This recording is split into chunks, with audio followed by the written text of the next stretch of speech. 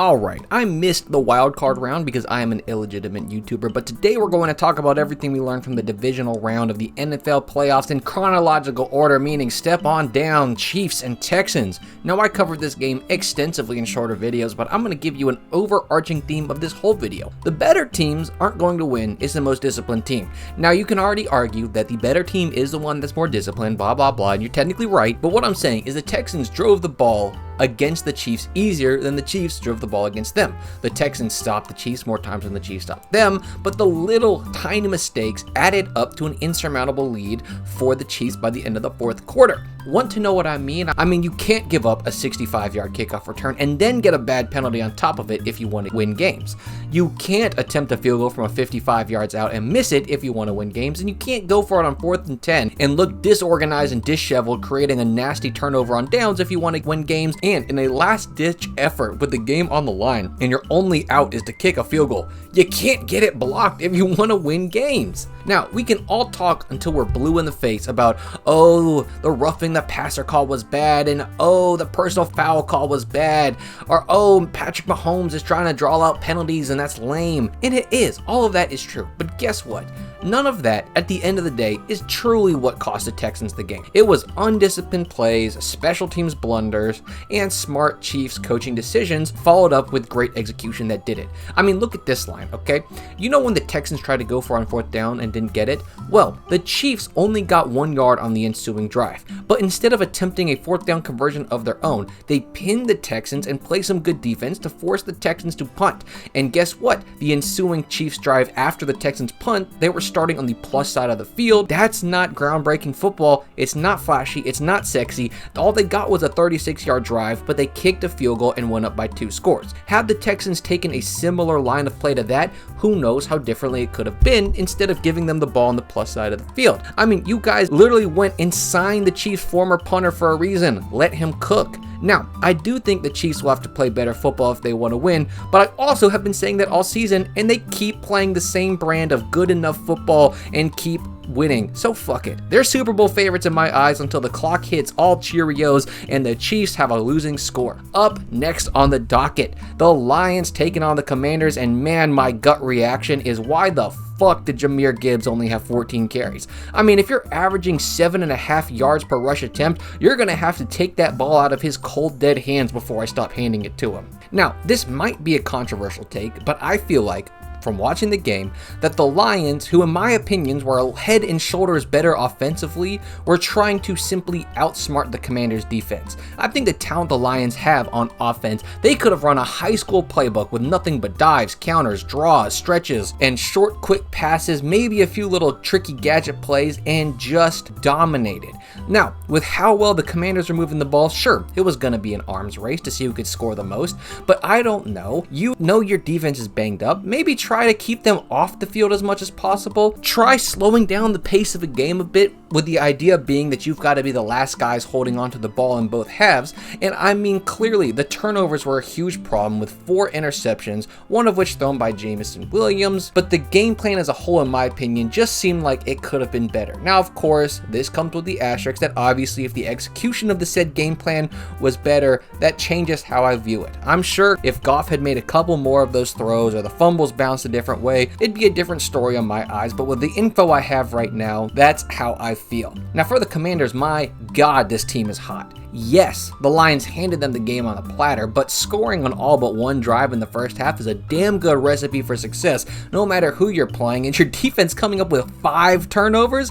I mean, who isn't gonna lose to that? Jaden Daniels played out of his mind. He looked so calm, so poised, made great decisions with the ball, not taking unnecessary sacks, and just commanding this team to a convincing win. I think the Commanders are a force to be reckoned with, and once again, this is just harping on the fact that they didn't look incredibly better offensively and defensively than the Lions, but they looked a hell of a lot more disciplined, made less mistakes, and that's what created this win for them. But they are going to be a force to be reckoned with going into next week.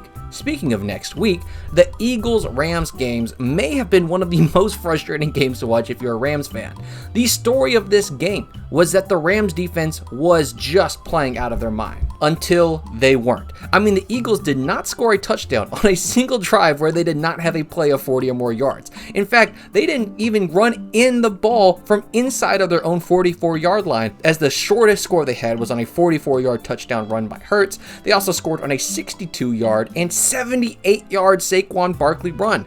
Everything else was held to field goals, which is a good consolation prize, I guess. Offensively, in my opinion, the Rams looked better than the Eagles, despite 2 costly fumbles to erase all of that, going back to the theme of this video, which is that the better team doesn't always win. And I don't know if this is the Eagles' MO, but they were just way more disciplined. No turnovers, only 14 yards of penalties, with really the only notes being that holy hell, somebody's got to get Jake Elliott's mind right, because 2 missed extra points in that game almost cost them. And speaking of special teams, they need to build a statue to Braden Mann, because not only was he kicking the piss out of the balls when he was punting them, but in some rough conditions, that man was holding his ass off multiple times, reaching out, saving errant snaps, bringing them back down, all while getting perfect laces to give Jake Elliott a chance.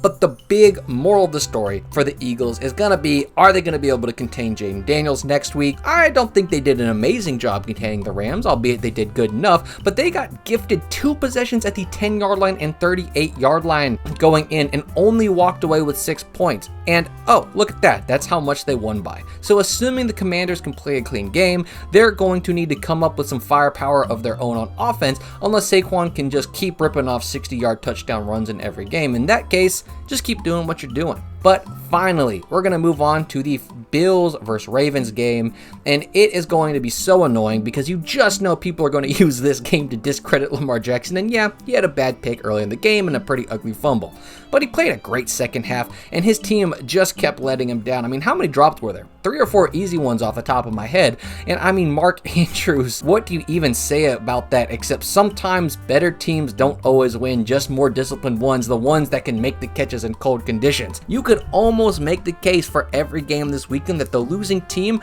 just on the eye test, looked better 90% of the time than their competition, and it was only the dumb mistakes and turnovers that ended up costing them in the end. But hey, that's football. Not to say that the Bills look bad by any stretch, or heck, none of these teams look bad. They just played the games they needed to play with the circumstances they were given to pull out some wins. But you can't help but just notice that the Bills had some good breaks. The Ravens gave up some pretty ugly drops, they were handed a couple fumbles, and on the flip side, they didn't do any of those things. And sometimes that's just what it takes, which means it's time for predictions, where now we have the 4 most disciplined teams of this weekend moving on. So for the Eagles taking on the Commanders, this one might just be a shootout, but with how hot the Commanders are shooting, I cannot bet against the Jaden Daniels led team because he's playing lights out. The defense playing good enough football and creating turnovers, and yeah, Saquon is probably going to rip a big 1 or 2 against them, but as long as they can keep up with the Eagles, I don't see them losing next weekend. And for the Chiefs taking on the Bills, I already said it earlier, but until I see all zeros on that clock and the Chiefs with a losing score, I don't feel good betting against them. Now, the last time these 2 teams met in the season, it favored the Bills, but it's really hard beating a team twice, and I still feel like this matchup favors the Bills, but I will reluctantly bet on the Chiefs so that I will either happily lose my money or reluctantly get paid. But anyway, I'd love to know what you guys think. Peace. Chiefs win it. Andy Reid and company are moving on.